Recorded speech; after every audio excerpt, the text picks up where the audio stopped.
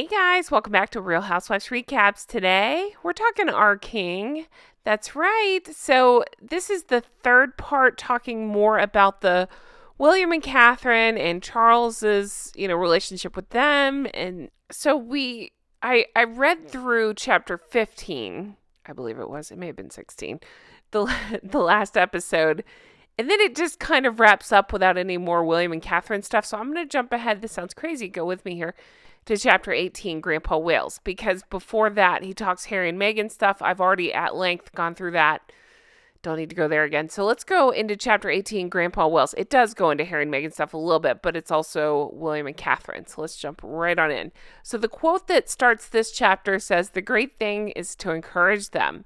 Show them things to take their interest. My grandmother did that. She was wonderful. It's very important to create a bond when they're very young." This was Charles commenting on how he sees his role as a grandfather.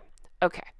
So William and Catherine's children call King Charles Grandpa Wales from the time he was Prince of Wales, and they absolutely adore him. When he reads to them, doing the voices of all the character, he has them spellbound. They particularly like J.K. Rowling's Harry Potter books.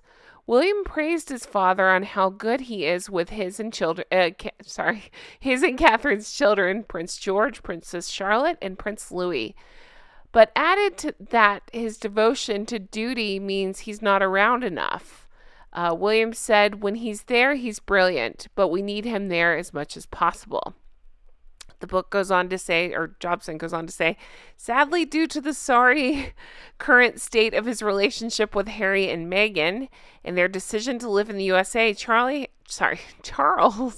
has very little to do with his other two grandchildren, Archie and Lilibet, with whom he's only seen fleetingly. Oh, goodness. Okay, so much to unpack there. I think about that a lot, and I can't stand Hank and Skank. I don't normally talk about their kids because it's just, kind of yucky, but I think about that. And I know there's dispute. Are the kids there? I don't know. But let's just go on the assumption that there are two kids in that house. And just to cut Charles off, to cut them off from their cousins and stuff, that's awful. Because Harry and Meghan just have this history of ghosting people. Her especially, it sounds like. And now she's teaching him her bad habits. And they're ghosting these people. And so I do think about the kids. And they don't have their cousins. That's awful. Awful. And it's awful for Charles. Again, and now in his, I don't know if you call him his twilight years. But, he's getting up there. And just to not be able to have that relationship with the grandkids. I don't feel the least bit sorry for Harry and Meghan. They did this to themselves, but if there are kids there, then they don't deserve this. Okay, back to the book. Charles became a grandfather for the second time, May 2nd, 2015, with the arrival of the Cambridge's baby girl, Charlotte.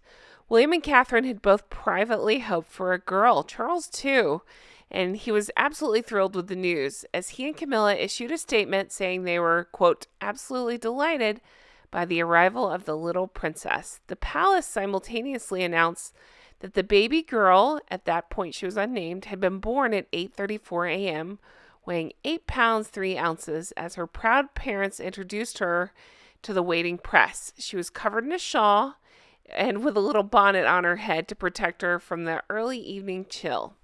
She's fast asleep, said Catherine to her husband on the steps of the Lindo wing of St. Mary's Hospital. William told the press that he was, quote, very, very pleased. After resting up for 2 days at Kensington Palace, the Cambridges then headed with their young family to Anmer, I cannot say that right, Hall in Norfolk, which they announced would become their main residence. Let's talk about little baby Charlotte. So it sounds like she was just what the country needed. They go into, her name is Charlotte Elizabeth Diana of Cambridge. So it was an homage to Grandpa Charles, Grandpa Wales, with Charlotte being the feminization of his name, along with the Queen and his late mother Diana. Charles had a real connection with her and could not stop talking about the new royal baby. While taking tea with Second World War veterans at Clarence House, the doting grandfather revealed that Charlotte was, quote, already sleeping through the night and was much easier on Mum than Prince George was. So serious were the Cambridges about switching their life to Norfolk that it caught many off guard when, instead of George being enrolled in London nursery, it was announced he'd be attending a Norfolk school a few days a week, starting in January 2016. And Jobson brings this up as an example of the couple putting their family first. Charlotte was christened at the Church of St. Mary Magdalene, Sandringham. It was the 5th of July, 2015. She was baptized at the Lily Font by the Archbishop of Canterbury. The princess, wearing royal christening robe, was taken to a church in Milson Pram, previously used for Prince Andrew and Prince Edward, and members of the local community were invited to join the occasion outside the church. She might be Her Royal Highness Princess Charlotte of Cambridge, but to her mother, she would be Lottie. I didn't know that. Lottie. That's cute. And to her devoted father, is it Mignette? Which is French for cute little thing. Oh, it's so cute. With the birth of their third child, Prince Louis, at 11:01 a.m. on the 23rd of April 2018, the Cambridge family was complete. He was born weighing 8 pounds 7 ounces at St. Mary's Hospital in London. It was later announced that they would name their child Louis Arthur Charles, a nod to Lord Louis Mountbatten, Charles's mentor and great uncle, who had been taken out by the IRA in 1979, and Charles was touched by this gesture. The following day, Charles said the birth of his third grandchildren was, quote, a great joy. He added affectionately, the only trouble is, I don't know how I'm going to keep up with them. So, like his brother, Louis would later be baptized in the Chapel Royal at St. James's Palace. The little prince was the first royal child to be affected by the change to the ancient feudal law of male preference. Whoa. Is it primogeniture? I haven't seen that. Which received royal assent in April 2013 and commenced on 26th March 2015. So basically, for those in the line of succession born after 2011, means the eldest child, regardless of sex, precedes any siblings. So male heirs will no longer automatically leapfrog girls. Louis had replaced his uncle Harry as fifth in line to the throne, but due to the new rules, he was still ranked lower than his sister Charlotte. Oh, I'm taking all that in. I remember when that was a thing. I believe that, if I remember correctly, I think that the Queen had pushed for this maybe, and I know it pissed Harry right off, and I kind of love that too. Charles dotes on Louis, who he has formed a close bond with. In April 2020, Charles' team released a photograph to celebrate Louis' second birthday. It was that black and white photo I showed at the beginning. It's so cute. It was posted on the official Clarence House Instagram page. It showed the intimate bond between them, with Charles hugging Louis, who cuddled up to his grandfather. The caption read, "A very happy birthday to Prince Louis, who turned 2 today." The young prince enjoys a hug from his grandfather, the Prince of Wales. During the late Queen's Platinum Jubilee pageant, Louis stole the show by pulling faces at his mother, Catherine, during the long parade. That was the funniest moment. Remember, he was on the balcony making all those faces and sticking his tongue out, I believe, and stuff. And she was trying to sweetly talk to him and get him to calm down. But he only behaved himself when he ran to his grandfather and sat on his lap, much to the delight of the photographers and TV cameras. Okay. So then newspapers were speculating that Charles kind of felt edged out by Catherine's parents, Michael and Carol Middleton. So Charles began to spend more time with the Cambridge's children, and matters improved. He revealed, too, that he shares precious moments with his grandson George, messing around in his garden at Highgrove. "The most important thing I got him planting a tree or two," he said. "For a time, There was some friction between father and son, particularly when William felt his father was, quote, using George's popularity in what could be perceived as PR opportunities, which baffled Charles as it had not even occurred to him. Here's what happened. I do kind of remember hearing about this. I guess during a PR event, Charles had revealed that he turned his garden at Highgrove into what was described as a, quote, toddler's paradise. This was reported in 2015, that his gardens at his private home had recently featured a refurbished treehouse that once William and Harry had played in, and he wanted Prince George to have it. So to go along with that, he had also installed a wildflower meadow and what's listed as a 20,000 pound handmade artisan shepherd's hut, complete with a little bed, wood burner, and French oak wooden floors for George, who was then 2, to enjoy. So despite Charles's good intentions, the fact that this was made public seemed to, according to this author, irritate William. He was also reportedly unhappy when the photographers of his children even appeared in the background of official photographs of his father without being cleared by him first. He can, according to the author, he can be a bit of a control freak when it comes to things like that, said one former member of the royal household. So it was a little surprising that for his 70th birthday exhibition at the palace, it was called Prince and Patron, for which Charles loaned out his favorite artwork, trinkets, and family photos to help present a glimpse of his home life. Among them was a never-before-seen photograph of him cradling his firstborn grandson, George, with his elder son, William, by his side. So, I don't know. The author seems to take the stance that William was being a bit of a control freak. You know, I gotta side with William here. It's his son. I understand why that would be touchy. He may not want details like this revealed to the public. I'm going to defer to William on this and say, yeah, I kind of see why that would be an issue. But I'm not totally blindly following William. I understand why a proud grandfather would say something and not think about it. But I also understand why William would come in and be, I don't know, super protective of his children. So I don't really fault William for that. Okay, so now we're going to get to the controversy. And this is where I didn't love this part of the book because I'm going to hard disagree. But I'm going to read to you what Jobson said because I want you to make up your own mind. You can leave me comments on which side you fall on this. I can't imagine this to be true, but here we go. Okay, if you're trying to read it or find it, it is on page 235. Okay, here we go. Another senior household figure said of William, quote, "He can be difficult. He's a driven person that can make him impatient." All right, don't get mad. I'm reading the author's words. Here we go. I just don't agree with this. He does not possess the intellectual capability or the patience of his father. I'm going to pause it right there and say, I saw his father get pissed off at a fountain pen. So I don't think anybody has a right to judge anybody's patience.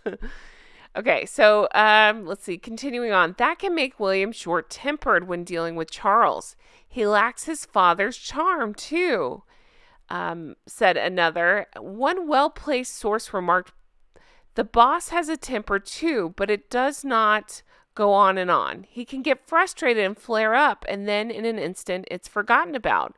With William, it is rarely forgotten. He will never say resolving a situation such as posing for a family portrait for his father's 70th birthday is easy. His default position is always, quote, it's difficult." So Charles has always disliked direct confrontation. I would say, yes, we can see that. Look at Harry. Look how that's going. Let's see here. But fathers and sons rarely see eye to eye when the children are finding their feet as young men.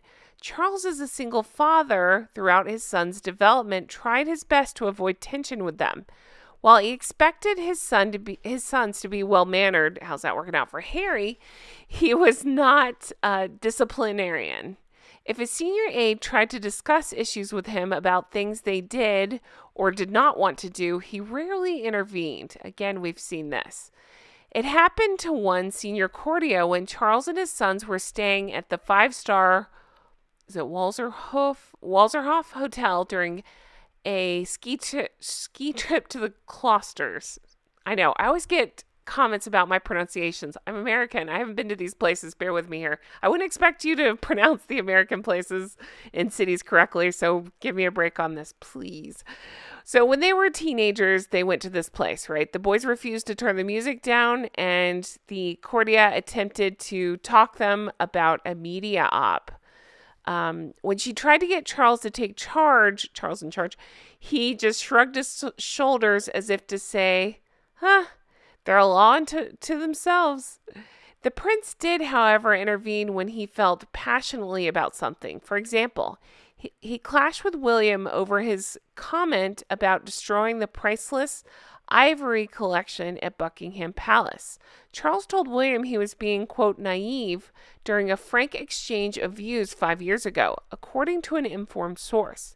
He rebuked William for telling the eminent zoologist and chimpanzee expert Dr. Jane Goodall he would like to see all the ivory owned by Buckingham Palace destroyed. William was left in no doubt after the conversation with his father that he should have chosen his words more carefully. Charles, while appreciating his son's passion and agreeing with his sentiment, believes that there's a vast difference between calling for action against illegal traders now and ordering Buckingham Palace to destroy an enormously important and historical collection of artifacts that form part of the Royal Collection Trust. Items include an Indian throne and footstool from 1840, carved from ivory, and the centerpiece in the Indian section and the Great Exhibition of 1851. Okay, I'm going to leave it here. I found it interesting to hear how they clash. I find it interesting.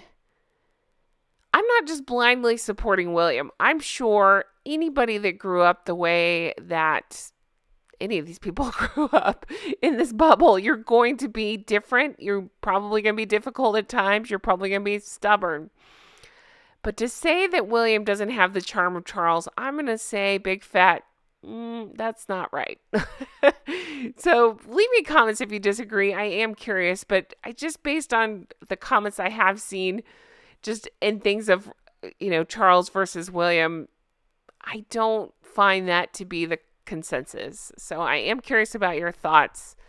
And then thinking about when they said Charles doesn't like to be confrontational, I'd say no more is that evident than his dealings with Harry and Meghan.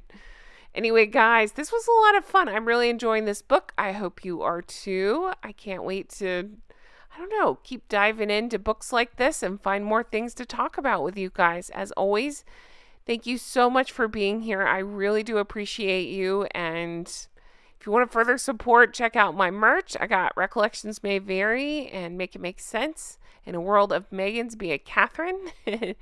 It still makes me laugh. And if you want to further support, check out Patreon. Patreon.com/Real Housewives Recaps. That's where you can become an executive producer and get your shout out. Speaking of which, I'm going to shout out my executive producers now. So huge thank you to Linda. Thank you, Melissa. Thank you to Paige. Huge thank you to Teresa. Thank you, Mary. Thank you, Amy. Thank you, Mr. K. Thank you, Kay. Thank you, Shauna. Thank you, Brenda. Thank you, Aaron and Frank. Thank you, Kristen. Thank you, Ann M. Thank you, Amanda. Thank you, Ann H. Thank you, Karen. Thank you, Corey. Thank you, Glynis. Thank you, Karen. Thank you to Dewey. Thank you, Patty. Thank you, Adair Becker. Thank you to Erica. Thank you, Amber. Thank you, Annette. Thank you, Barb G. Thank you to Diana. Thank you, Allison B. Thank you, Jean. Thank you, Lori. Thank you to Pauline. Thank you to KT. Thank you, Jolene. Thank you, Stromboli. Thank you, Catherine. Thank you, Loie. Thank you, Lucy H. Thank you to Georgia. Thank you, Susie. Thank you, Nikki. Thank you, Robin's Landing. Thank you to Helen. Thank you to Mara. Thank you, Ashley C. Thank you to Molly. Thank you, Amber. Thank you, Ashley. Thank you, Amanda. Thank you, Michelle. Thank you, Sand Squid. Thank you to Rach. Thank you, Linda. Thank you, Leslie. Thank you, Dee Dee. Thank you, Nina. Thank you, Heather. Thank you, Tracy. Thank you, Penny. Thank you, Domby. Thank you, Android P. Thank you to Sheena. Thank you, Aaron M. Thank you, Faye. Thank you, Judith. Thank you, Spectrum Mom. Thank you, Vanessa B. Thank you, Christy. Thank you, Michelle. Thank you, Mimi Heathcote. Thank you, Misty. Thank you, Luna. Thank you, Candy.